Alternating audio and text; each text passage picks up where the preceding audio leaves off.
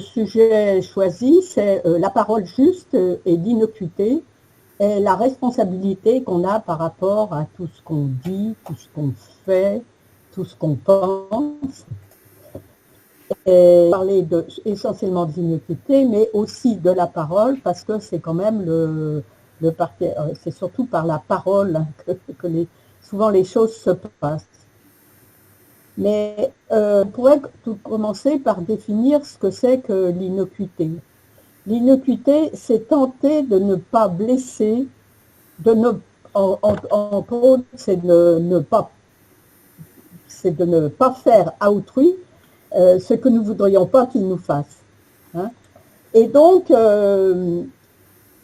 l'innocuité, comme je vous l'explique, elle passe surtout par la parole, mais avant la parole, c'est la pensée. Et nous allons pouvoir, au cours de cette rencontre, parler aussi de la forme pensée. Et puis, nous allons aborder peut-être aussi le sujet de la liberté de parole, la liberté laissée à autrui, et puis les vertus du silence, et comment procéder pour essayer d'avoir de plus en plus d'innocuité, puisque il semble que ce soit vraiment le remède pour de bienveillance autour de nous et d'améliorer le climat qui nous entoure. Alors, il faut savoir que vivre correctement, c'est tout un art. Hein. Et on a plusieurs outils pour vivre, pour pratiquer cet art. Et donc, c'est pour ça que je vous parle de l'art de vivre, parce que l'innocuité est un de ces outils. Pendant des milliers d'années, les humains ont eu à surmonter plein de difficultés hein, quand ils sont arrivés sur Terre.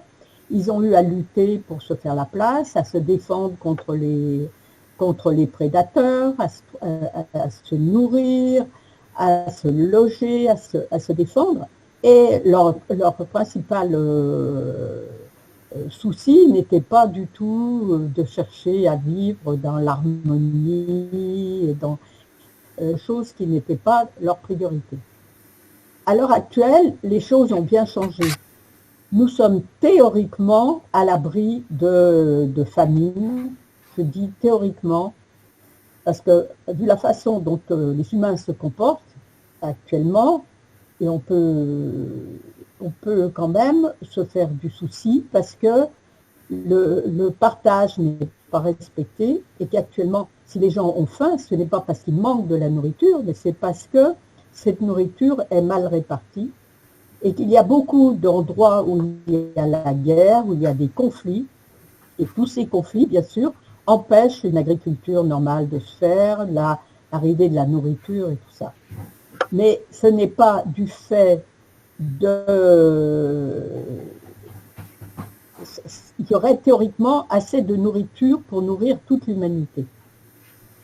Il y a aussi des phénomènes complètement de concurrence où des pays stockent de la nourriture pour faire monter les cours, où actuellement on voit que le blé a monté parce que un pays plus particulièrement a racheté tout le blé et donc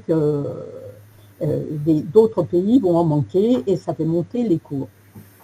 Enfin, je ne vais pas exactement vous parler de ça, mais c'est pour vous expliquer que actuellement, les humains devraient pouvoir vivre d'une façon décente et vivre en bonne harmonie à condition qu'ils veuillent le faire et qu'ils comprennent l'intérêt. Pourquoi l'humanité n'avance pas? Tout simplement parce qu'elle ignore en partie quel est le but de la vie. Le but de la vie, c'est de spiritualiser la matière et c'est de s'améliorer au cours des différentes vies que nous menons, puisque nous sommes sur un chemin d'évolution à titre personnel, mais aussi tout l'ensemble de la planète suit ce chemin d'évolution. Et donc, lorsque l'humanité comprendra, enfin maintenant elle commence à le pressentir, hein, puisque les êtres humains sont quand même des gens qui ont passé des tas de vies, des tas d'incarnations, et un certain nombre de cette partie de l'humanité accède à cette connaissance et commence à comprendre que l'intérêt de vivre en paix, de vivre en harmonie, de promouvoir le partage par rapport à son contraire, qui est la compétition qui sévit à l'heure actuelle. Je vous parle bien sûr de tout ça, mais je vous en ai déjà parlé, mais je le répète, hein, nous sommes constitués de 3 corps, un corps physique, un corps émotionnel, un corps mental. Tous ces corps sont à partir du moment où ils commencent à s'harmoniser, s'intégrer, vivre en bonne intelligence, si je puis dire, l'être humain commence à avoir le signal de la part de son âme. L'âme attend que l'être humain ait atteint un certain niveau d'évolution pour se manifester. Et à ce moment-là, elle se manifeste souvent par 2 signes, hein, le signe de l'envie de méditer et le souci des autres, hein, la notion de service, d'aider les autres, d'améliorer les choses. Or, actuellement, nous vivons à une époque où il y a cette espèce de... Ce chemin est en train de s'ouvrir, et de plus en plus d'êtres humains ont conscience de ça. Et donc, il est important de mettre en œuvre cette harmonie. Et l'un des outils essentiels, c'est l'innocuité. C'est-à-dire essayer de supprimer la haine, la méfiance, la concurrence. Et c'est tellement inné dans l'être humain, mais on l'a oublié. J'ai écouté dernièrement une émission dans laquelle on expliquait que les enfants en bas âge, instinctivement, avaient la notion d'aider les autres. Un enfant en difficulté, un de leurs copains, instinctivement, ils allaient l'aider. Et à partir du moment où on commence à, entre parenthèses, rétribuer cet enfant en lui donnant soit un bonbon pour le féliciter, soit en lui faisant des compliments, soit, eh bien, cet instinct d'aide disparaissait. J'ai trouvé ça très intéressant parce que ça montre comment, en donnant, si vous voulez, une valeur, en récompensant, on détruit cet instinct, cette envie d'aider qui est quand même inhérent à l'humanité. Alors, l'innocuité, qui est donc de tenter de ne pas blesser, de ne pas faire à autrui ce que nous voulions qu'il nous fasse, non seulement c'est nécessaire, mais c'est aussi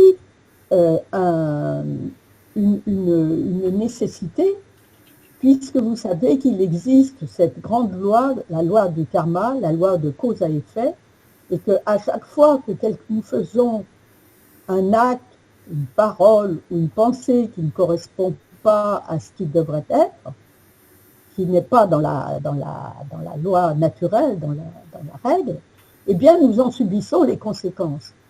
Donc l'innocuité, c'est aussi une façon de régler tout ça. C'est vraiment cet outil est tout à fait nécessaire.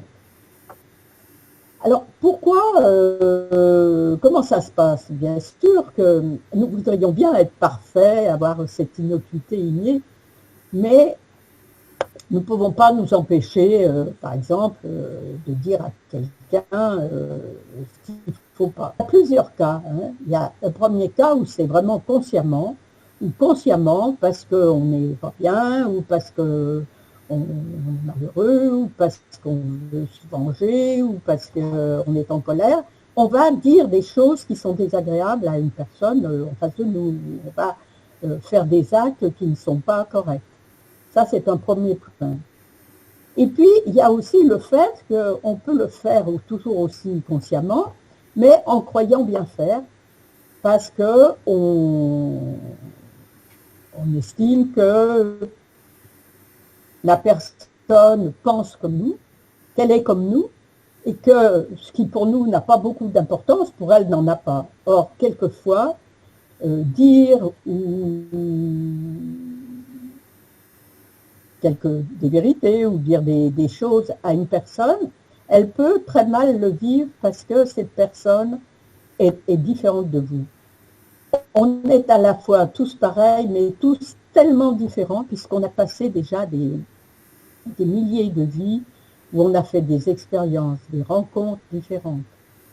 En plus, on vient chacun sur Terre avec un projet, donc on a choisi certaines qualités, certains défauts qui sont, enfin pas certains défauts, mais on a certains traits de caractère qui sont liés aux énergies, enfin, qui sont sur nos différents corps. Et à ce moment-là, on peut avoir des réactions totalement différentes. Et ce qui est vrai pour nous ne va pas être vrai pour la personne qui est en face. Donc, on peut blesser sans s'en rendre compte en croyant par méconnaissance, tout simplement. Et puis, on peut aussi blesser en croyant bien faire. C'est-à-dire que beaucoup de parents, de professeurs, de gens qui encadrent, par exemple, des jeunes, des enfants, en les critiquant, en les rabaissant, en leur disant tu es paresseux, tu es désordre, tu as mal fait, eh bien, on peut avoir des paroles malheureuses qui peuvent avoir une influence qui peuvent être lourdes de conséquences, et on s'aperçoit que une fois adultes, des adultes dans leur vie professionnelle ou sentimentale se trouvent en échec parce qu'ils ont engrammé en eux des choses que l'on a dites, que l'on leur a dites, et que les parents ont souvent dit, non pas en voulant faire du mal, mais en pensant booster leur enfant ou les faire réagir. Donc, il y a ce phénomène, et puis il y a un quatrième phénomène, c'est souvent, c'est notre inconscient, on dit une chose qu'il ne faut pas, comme si on sentait, souvent c'est, on dit une chose qu'on n'a pas pensé, enfin qu'on a cru ne pas avoir pensé, et qui nous sort comme ça, et qui souvent tombe très mal. Et là, c'est ce qu'on appelle l'inconscient. Ou alors, on peut dire aussi que ça peut être par phénomène télépathique, puisqu'on on a peut-être senti chez la personne qui est en face de vous une certaine quelque chose, et on a réagi. Alors, pourquoi je vous parle de ce phénomène de télépathie? Parce que dans la communication avec les personnes, on a bien sûr les 5 sens qu'on connaît, mais aussi on a un 6e sens, qui est le sens de la télépathie. Cette télépathie, c'est comme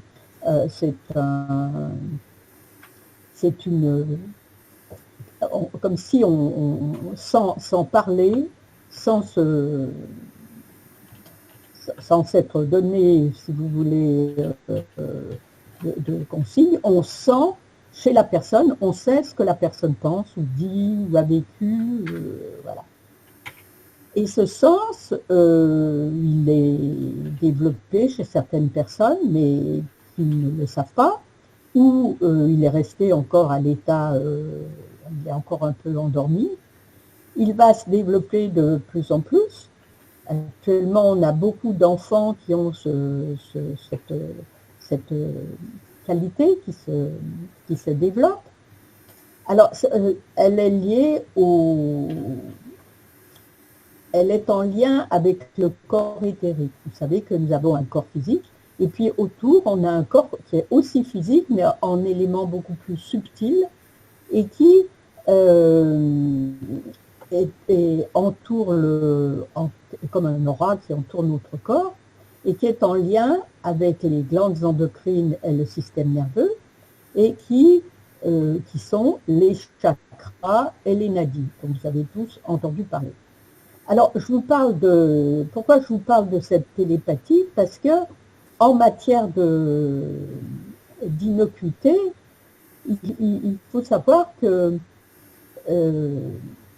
cette télépathie, elle va jouer un rôle. C'est-à-dire qu'on va, par exemple, ressentir des choses, mais on ne veut pas le dire. Mais la personne, si elle-même est un peu télépathe, va le sentir. Alors, par exemple, vous sentez que cette personne n'est pas très honnête, par exemple, mais vous lui faites des compliments, et bien la personne a la possibilité de capter un fait honnête. Et ça, ce n'est pas être dans l'innocuité. Donc, il faut beaucoup, par rapport à l'innocuité, il faut beaucoup non seulement maîtriser ses paroles, mais maîtriser sa pensée. Parce que, en fait, la parole, ça vient après la pensée. Et alors, vous pouvez vous dire, bon, ben, je pense à ça, mais je ne vais pas le dire. Mais du fait que vous l'avez pensé, on sait que l'énergie suit la pensée, le mal est quand même là. Donc, pour être vraiment dans l'innocuité, il faut essayer de s'arrêter de penser, et surtout de penser par rapport aux gens des choses négatives. C'est-à-dire que si on est dans un état de bienveillance, eh bien, ça sera beaucoup plus facile pour obtenir cette notion d'innocuité. Pour être dans cet état de bienveillance, eh bien, il faut être soi-même très bien dans sa tête. Et donc, la première des choses pour être dans l'innocuité, c'est d'être soi-même sans ne pas se faire mal à soi-même, ne pas être en conflit avec soi-même. Et donc, ne pas, d'une part, ne pas être en conflit avec soi-même, parce que quand on est en conflit, bien sûr, on va être beaucoup plus agressif, on est mal, on n'est pas, ça se passe mal. Et puis, en plus, on va transmettre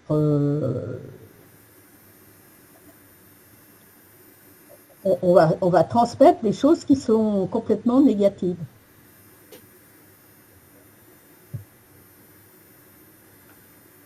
Alors, comment faire pour être, quels sont les outils, hein, comment faire pour essayer de bloquer d'être dans cet état de bienveillance constante et tout. Alors, bien sûr, il y a toujours les grandes lignes, s'occuper des autres, hein, si on est à l'écoute des autres, si on est plus ouvert aux autres, ça sera plus facile. Il y a aussi la méditation qui va vous préparer au vide et qui va vous aider à être beaucoup plus réceptif, beaucoup plus ouvert aux autres.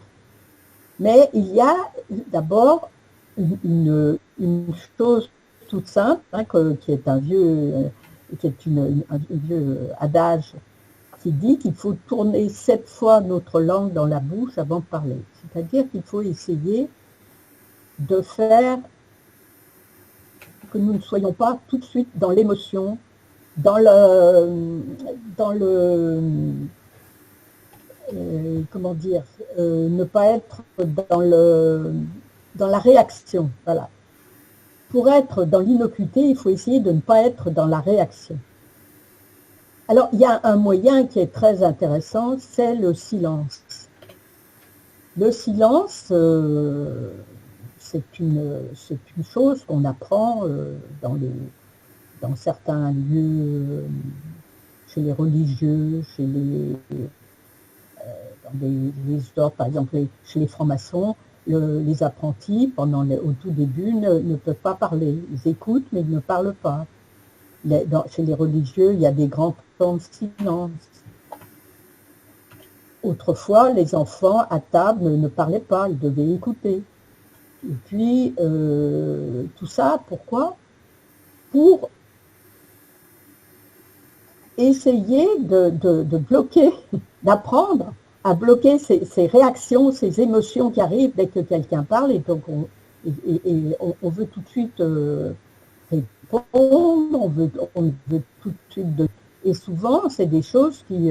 on s'aperçoit quand on pratique cette discipline que finalement, ce qu'on voulait dire, ça n'avait pas beaucoup d'importance et qu'il valait mieux ne rien dire. Alors ça, c'est pour les personnes, bien sûr, qui sont plutôt bavardes et qui sont très réactifs. Par contre, il y a d'autres personnes qui sont un peu inhibées et à ce moment-là, le silence, ce n'est pas forcément un silence positif parce que la personne qui est inhibée, elle est bloquée, elle voudrait dire des choses, elle n'y arrive pas, et elle est aussi complètement... elle est dans une forme de réaction, elle aussi. Donc l'idéal, c'est de parler à bon escient et d'être dans le calme. On s'aperçoit aussi que le silence, déjà quand on va dans un lieu un peu sain ou dans un lieu un peu où il y a des personnes importantes, immédiatement on se tait ou on baisse notre ton, on parle silencieusement, parce qu'on reconnaît au silence une vertu.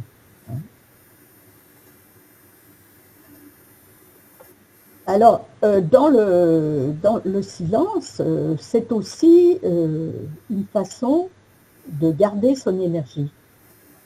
Quelqu'un qui, je ne sais pas si vous avez certainement dans votre entourage des gens qui parlent tout le temps, qui se vident, qui parlent tout le temps, elles sont toujours... D'abord, c'est très fatigant pour les gens qui les écoutent, et puis on les sent toujours un peu fatigués, un peu...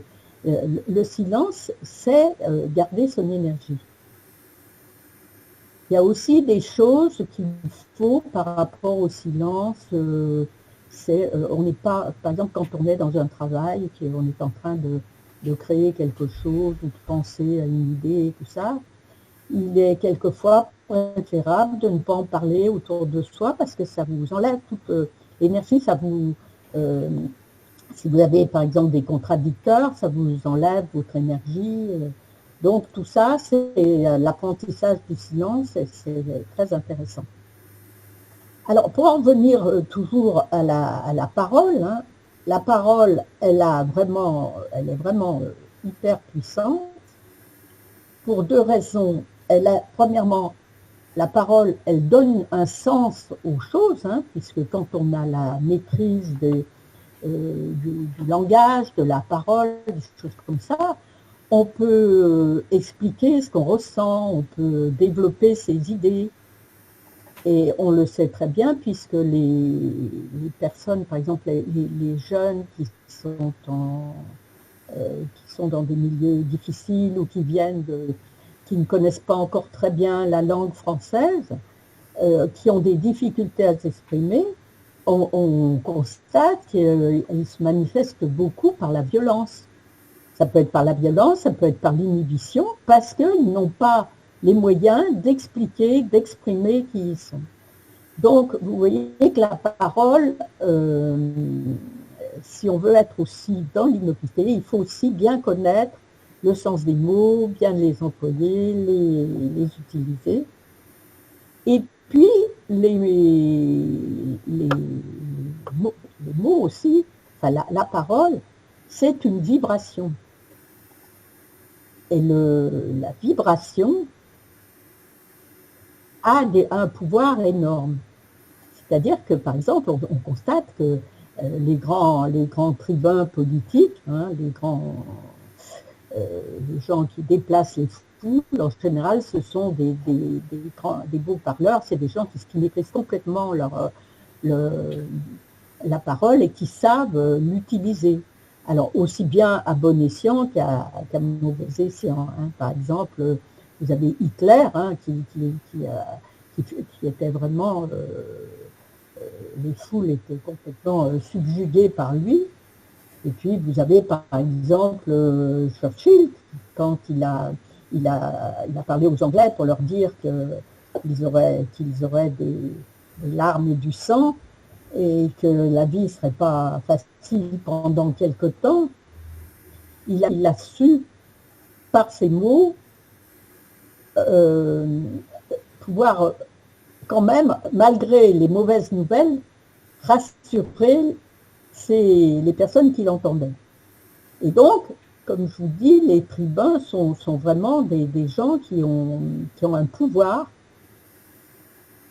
Et on sait très bien que, par exemple, les acteurs qui apprennent à parler, apprennent à articuler, apprennent à faire vibrer les sons, et apprennent aussi à avoir des silences quand ils parlent. Les grands orateurs maîtrisent complètement cet art, hein, parce que on peut dire que c'est un art. Et puis, tout simplement aussi, par exemple, la vibration des sons peut avoir des vertus thérapeutiques. Hein. Par exemple, je parle des bols tibétains, par exemple, le son soigne. Enfin voilà, c'est pour vous dire que la parole a vraiment est porteur d'énormément d'énergie. Et donc, il faut être précautionneux avec cette parole, qui peut aussi bien guérir, rassurer, hein, pour les gens qui vont mal, par exemple, ou faire un mal terrible. Donc, il faut être très vigilant. Alors, je vais encore, par rapport à la parole aussi, quand je vous parlais qu'on pouvait être très agressif vis-à-vis, par exemple, de ses enfants, d'autres personnes, hein.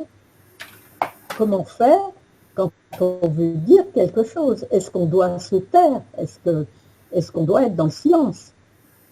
Où est la juste chose entre se taire, qui peut être, vouloir dire se défiler, ou dire ce qu'on a à dire? C'est là qu'il faut être toujours sur cet équilibre. Hein. L'être humain est toujours sur un équilibre entre toujours deux oppositions, ce qu'on appelle les paires d'opposés. Il est comme sur un fil, comme un funambule. Et s'il veut rester en équilibre, il faut qu'il avance. Hein. Donc il faut qu'il progresse et qu'il parle. Alors, il y a des techniques, hein, pour apprendre. Il y a déjà faire confiance à son intuition. Il y a des moments, par exemple dans un couple, hein, on sait très bien, il y a des moments où on peut dire des choses et des moments où on ne peut pas les dire. Il faut choisir son moment. Il faut essayer quand on a quelque chose à dire, qu'il n'y ait pas d'autres personnes présentes, sauf si c'est une personne qui est directement concernée par le problème. Mais il n'est jamais bon de parler, disons, de cœur à cœur avec plein de monde. Et puis, ne pas agresser, enfin, ne pas dire à la personne, par exemple, tu as fait ci, tu as fait là, tu devrais, hein, mais dire ce que moi je ressens, j'ai senti que voilà, en disant que c'est moi qui ressens, mais que ce n'est pas lui qui fait les choses mal, tout ça. Hein. Et c'est des techniques, hein, mais c'est très très important, parce que la personne ne se sent pas à ce moment-là agressée. Alors, dire ou ne pas dire, il y a aussi toute la notion du... Alors, le secret, c'est une qualité dans le sens où si on vous confie un secret, et qu'on vous demande de ne pas le dire, et que c'est un secret qui ne fait de mal à personne, hein, c'est un très bon exercice d'apprendre à garder un secret. Et on voit si quelqu'un est quand même mûr, s'il est capable de garder un secret. Un enfant, et souvent, c'est très très difficile pour un enfant de garder un secret.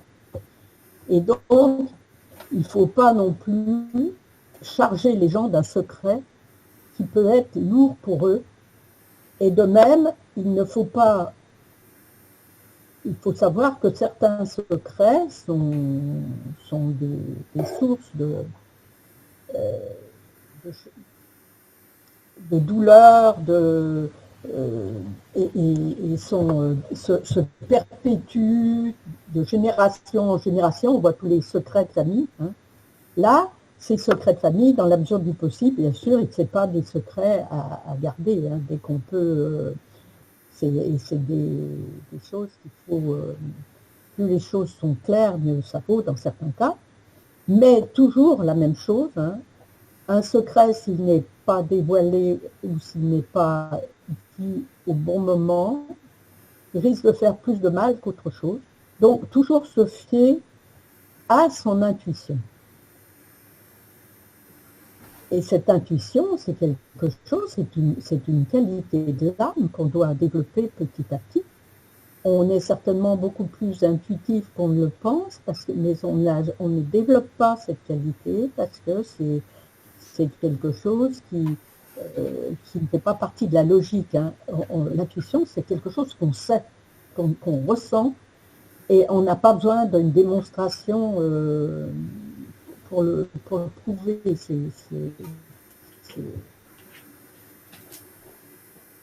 Alors, je pense que j'ai peut-être fait un peu le tour au niveau de la parole, du silence, j'ai peut-être oublié des choses. Mais je voulais vous dire, c'est qu'il y a une chose qui est aussi très importante, c'est ce qu'on appelle les formes pensées.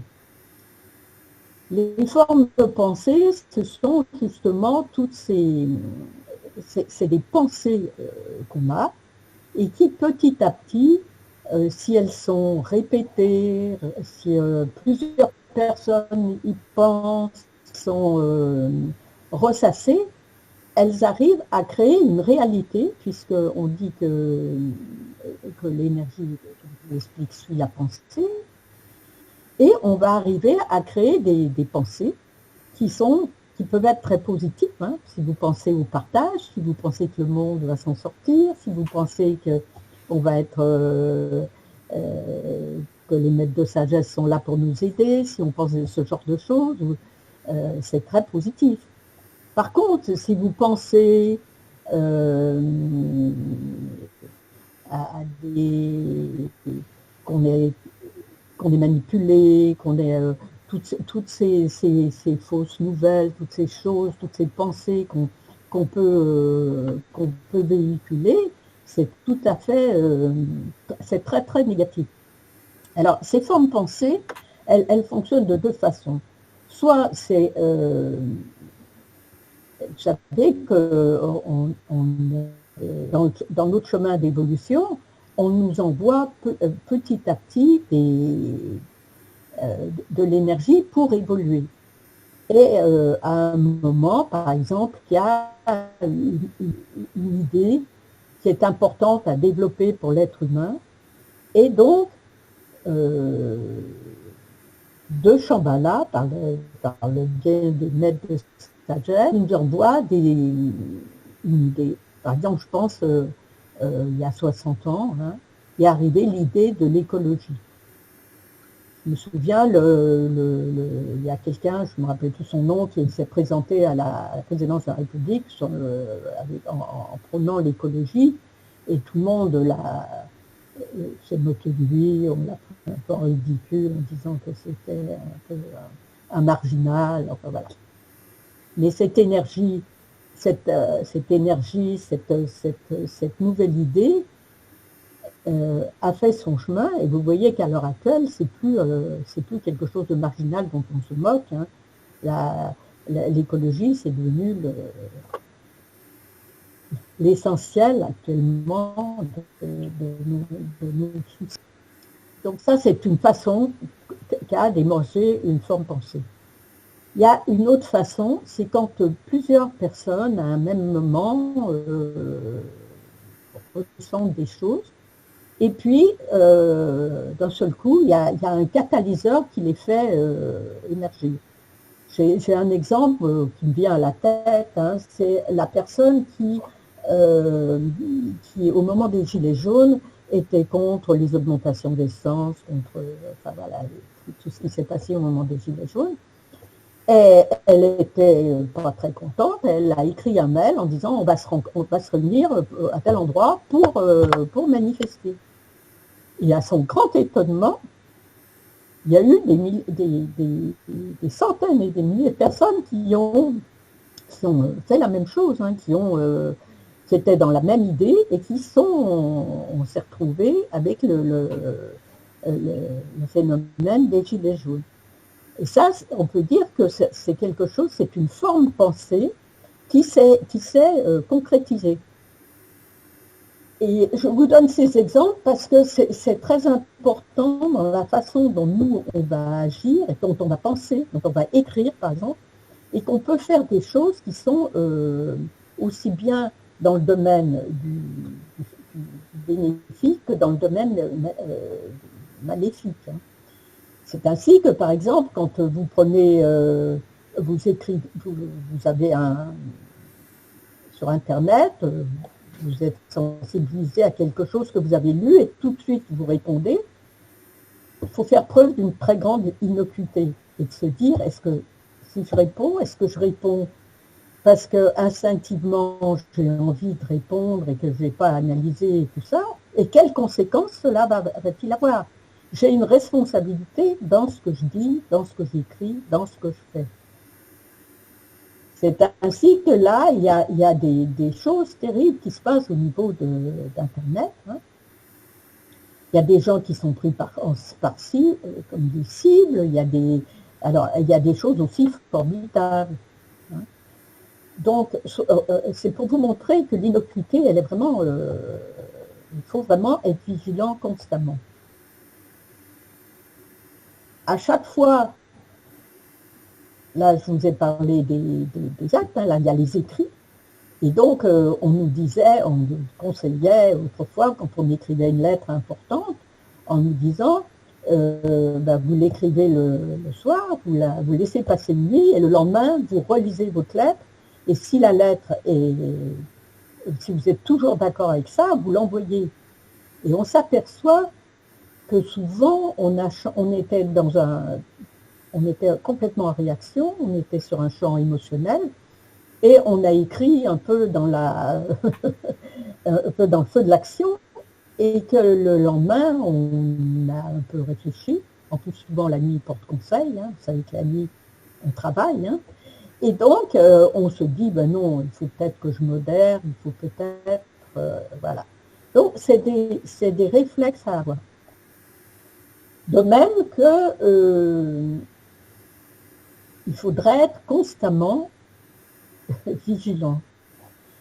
C'est vrai que à chaque fois que vous faites quelque chose, il faudrait poser si cette chose est bonne ou mauvaise, et plus particulièrement maintenant par rapport aux personnes. Mais on s'aperçoit aussi qu'on doit être complètement, avoir de l'innocuité par rapport aussi aux différents règnes qui nous entourent. Le règne végétal, hein, le règne animal, et de savoir que les décisions qu'on prend, quelle importance, quelles conséquences ça a. De même pour la planète. Alors c'est vrai que à chaque fois que vous faites quelque chose, hein, aujourd'hui qu'est-ce que je vais faire à manger, alors est-ce que qu'est-ce que je vais choisir comme produit quand je vais faire mes achats, quel moyen de transport je vais prendre, est-ce que je vais prendre ma voiture, est-ce que je vais prendre le train, est-ce que je vais prendre la carte, tout ça, c'est des choses pour lesquelles il faudrait avoir le réflexe de se dire, est-ce que c'est bon, est-ce que c'est pas bon, à qui je nuis si je ne fais pas ça, si je fais ça, est-ce que je ne nuis pas si je fais ça, enfin vous voyez, et alors vous me direz mais c'est usant. Non, c'est pas usant, c'est simplement un réflexe à avoir. C'est comme quand vous êtes constamment, vous avez appris à vous protéger. C'est que quand vous allez dans la ville, vous faites attention de ne pas vous faire renverser, de ne pas trébucher, vous êtes tout le temps, vous avez acquis un sens pour vous protéger.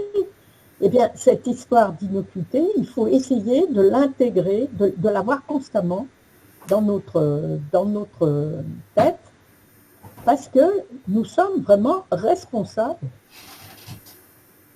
Et les conséquences, effectivement, on en aura tout le bienfait nous en reviendra d'abord à nous, mais aussi à l'ensemble de l'humanité. Alors, je pense que ça serait peut-être plus intéressant qu'on en parle, hein, si vous voulez savoir, hein, et plus de choses. Simplement, savoir que une des choses, c'est le respect qui nous aide, c'est avoir de respect et avoir de la bienveillance pour les autres. Il reste un autre sujet, c'est le sujet des choix, parce que quelquefois, les choix ne sont pas du tout faciles à faire. Prends l'exemple, hein, puisqu'on vit là-dedans, hein, l'exemple du Covid. Hein. Il y a deux choix qui se présentent. Il y a deux propositions. Soit on protège les personnes contre la maladie, mais on enfreint la liberté des personnes, soit on ne protège moins, mais on respecte la liberté des autres. Quel choix faire, quelle décision prendre? Alors la décision, il n'y a pas de recette, hein, pour la bonne raison qu'il y a des gens qui sont tout à fait, pour qui la priorité c'est la sécurité, protéger la population, et puis il y en a un autre, la priorité, c'est leur liberté. Eh bien, dans ce domaine, il faut simplement respecter, hein, c'est pour ça que je vous parle du respect, respecter le choix de chacun, et ne pas, par exemple, dans une famille, à l'heure actuelle, il y a beaucoup de conflits et de choses comme ça, parce que une partie des membres de la famille veut imposer sa façon de voir aux autres. Or, ce n'est pas une question de qu'est-ce qui est bien, qu'est-ce qui est mal. On respecte ce que la personne a choisi, et en plus, la personne, en général, ce qu'il faut qu'elle choisisse, c'est en écoutant son intuition. La personne a choisi de se faire vacciner ou de ne pas se faire vacciner, mais c'est son affaire, c'est son intuition. Je vous prends cet exemple parce que c'est quelque chose qui est très actuel. Et en matière de décision, on est tout le temps à choisir entre des fois deux voies.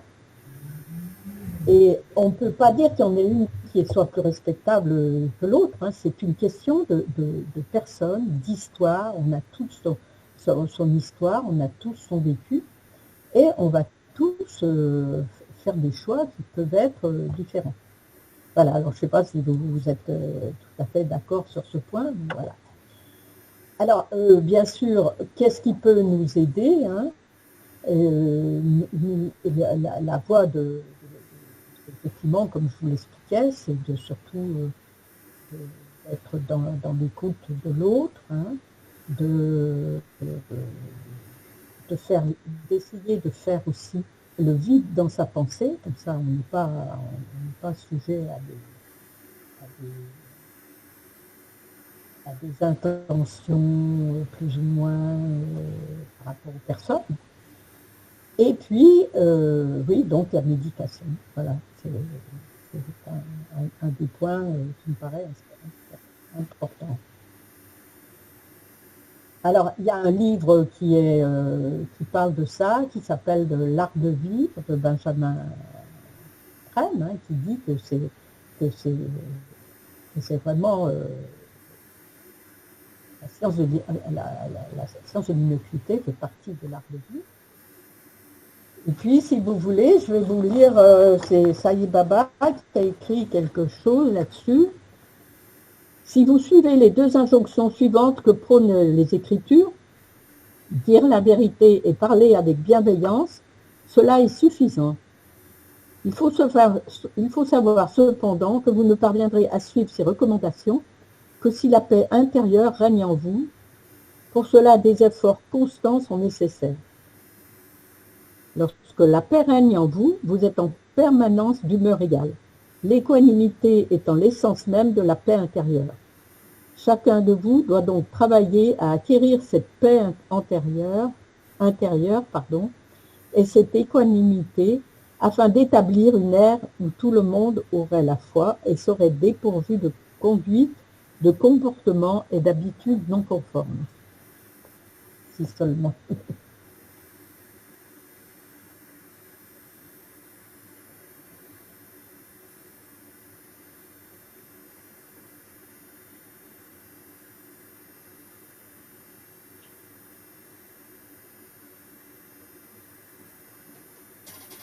Alors, je vois des questions. Hein. Avant que l'âme se manifeste, où était-elle avant, hein? Donc, on va c'est peut-être un peu long, hein, mais l'âme, elle existe toujours, hein, au fil de toutes nos réincarnations, mais elle reste un peu en dehors tant que l'être humain n'a pas atteint un certain niveau d'évolution. Et à chaque fois qu'on décède, on meurt, nos trois corps, le corps physique, le corps émotionnel, le corps mental, il y a un atome qui survit et qui va se réincarner la fois suivante. Et il arrive un moment où l'âme commence à se manifester parce qu'elle sent que la personne commence à s'intéresser aux autres, et dans la méditation, et essaye de comprendre le sens de la vie. Voilà. Mais l'âme, il y a l'âme de chacun, et puis il y a ce qu'on appelle la surâme, hein, qui est l'âme de l'ensemble de l'humanité qui est aussi au-dessus. Voilà. Alors, je ne comprends pas très bien, car des fois les conflits sont nécessaires pour passer à autre chose. Alors, les conflits, oui, hein, puisqu'on sait qu'on est... le conflit, c'est inhérent à aux personnes. Hein. Mais tout dépend comment se passe le conflit. Il y a des conflits qui sont des conflits absolument terribles pour les deux protagonistes, hein, pour plusieurs. Mais quand même, si on peut passer par des négociations, dans la négociation, en général, un des effets de la négociation, c'est que tout le monde y trouve au moins un petit peu son compte. Hein. C'est pas toujours tout à fait égal, hein. Mais c'est vrai qu'on est obligé de passer par des conflits. Mais les conflits, c'est parce qu'on n'est pas sur la même longueur d'onde. On n'a pas besoin de se dire des choses méchantes, de se rentrer dedans, voilà. Et il y a une chose intéressante dans les conflits, c'est quand on essaye de faire intervenir, passer par un tiers, c'est-à-dire comme s'il y avait un peu un arbitre qui aide à négocier. Mais c'est vrai que dans la vie, on ne peut pas s'empêcher, il y a toujours des conflits. Comme je vous l'expliquais, cette histoire de conflit entre le choix de la liberté et le choix de et le choix de la prévention, de la sécurité, ça existe tout à fait. Hein. Et dans ce domaine, là, je suis en train de lire un livre de quelqu'un M. Kaufmann, qui s'appelle « C'est fatigant la liberté ». Parce qu'effectivement, quelquefois, on aurait envie de se reposer et de se dire, bon, ben, on arrête, on se remet dans les mains de gens qui décident, et puis comme ça, on n'a plus à choisir. Mais on est bien obligé à un moment quand même, si on veut. Parce qu'il explique que, par exemple, pendant le premier confinement, il y a des gens qui étaient très heureux parce qu'ils se sont dit, ben, on n'a plus de décision à prendre, on se repose, c'est plus nous qui prenons les décisions. Mais très vite, les gens se sont rendus compte que ça va bien un temps, mais il y a un moment où on réagit. Donc, voilà. Alors, qui est Baba? Sai Baba, c'est quelqu'un qui est en Inde, qui a eu un ashram, et qui en fait est un grand initié. Hein, c'est quelqu'un qui est même plus que qui gouverne plus que la planète, hein, qui est quelqu'un qui est sur c'est tout le système solaire, et qui je pense que l'intérêt, ça serait que vous alliez voir et que vous vous rendiez compte qui est. Alors, il est très décrié, hein, vous allez voir des critiques pour les gens qui sont justement, qui font paraître de fausses informations. Et Sai Baba est quelqu'un un très très grand initié et qui a créé des hôpitaux, des écoles en Inde. Voilà. Alors, j'ai fait appel à un médiateur et j'ai un mauvais souvenir car il n'était pas neutre du tout. Ah.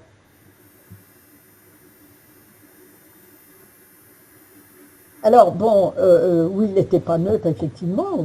Vous n'avez peut-être pas entendu, je ne sais pas. Je ne sais pas du tout, je ne peux pas...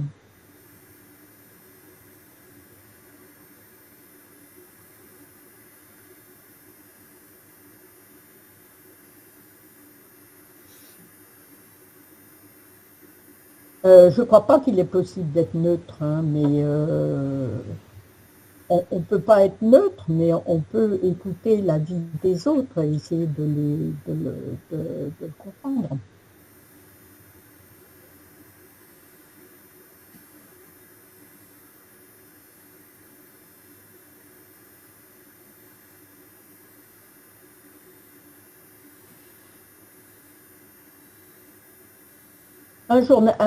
Souvent les journalistes, c'est un gros problème des journalistes, hein, ils disent bien qu'ils ne peuvent pas être neutres, mais ils peuvent expliquer ce qui se passe dans les deux camps, commenter, et puis c'est peut-être à nous à nous faire une opinion. Alors en psycho, et vous n'avez jamais entendu parler d'innocuité? Vous avez peut-être entendu parler quand même de bienveillance,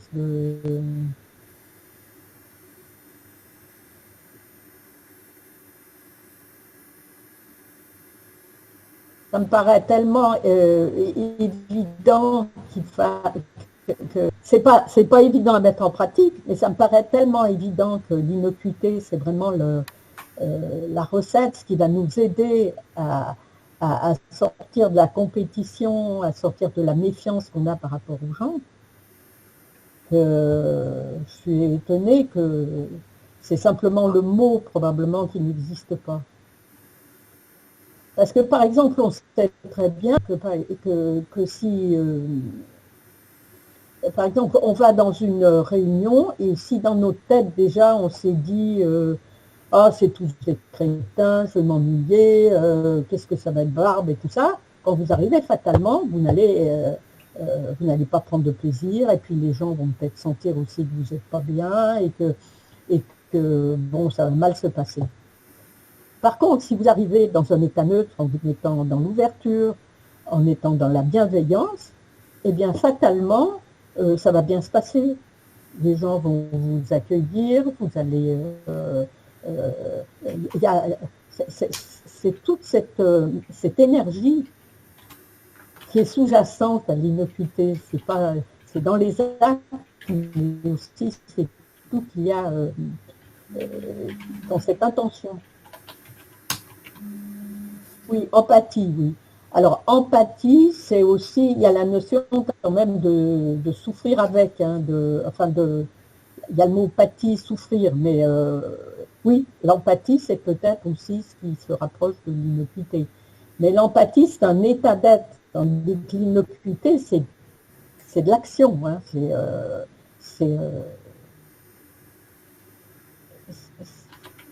ça demande de se modifier dans sa tête, dans ses comportements.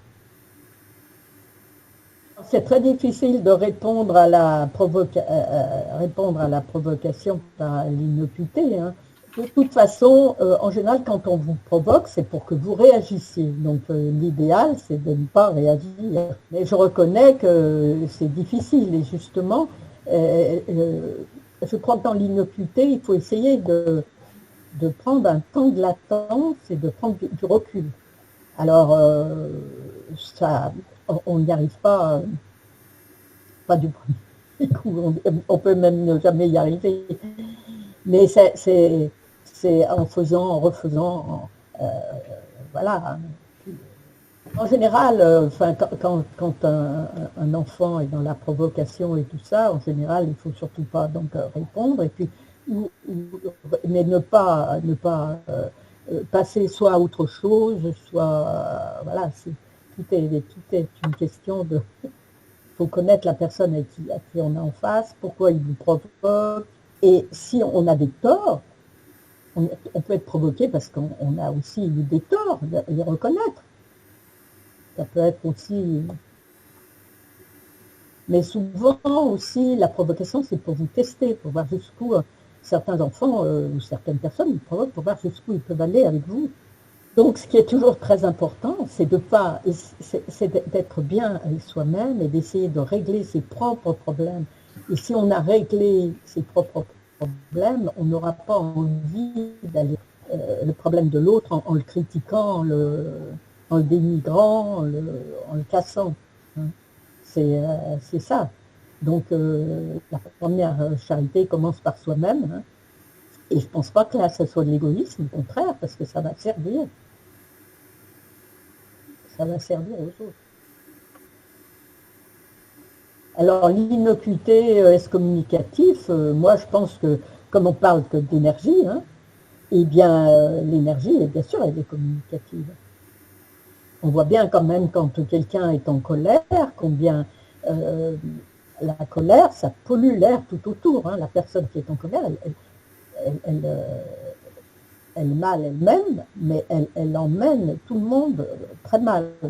Et donc, quand on est dans une espèce d'innocuité, qui n'est pas tout à fait la neutralité, hein, puisque la neutralité n'existe pas, c'est simplement ne pas essayer de blesser. Alors, justement, ne pas être dans la passivité, parce que la passivité, c'est passif, alors que l'innocuité, elle a quelque chose d'actif. Hein, on la veut, cette innocuité. Donc la passivité, c'est ne pas être, faire enterrer sa tête dans la... on peut être pacifique, mais pas j'allais le dire, oui. Être pacifique, ce n'est pas passivité. Hein. La passivité, c'est s'abandonner. Tandis qu'être pacifique, c'est difficile d'être dans la paix. Hein.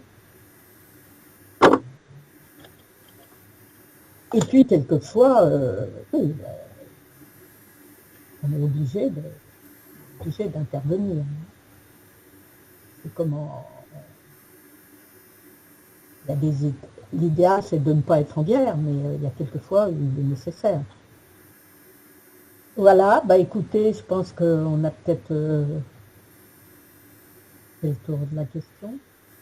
Bien, et bien bonsoir.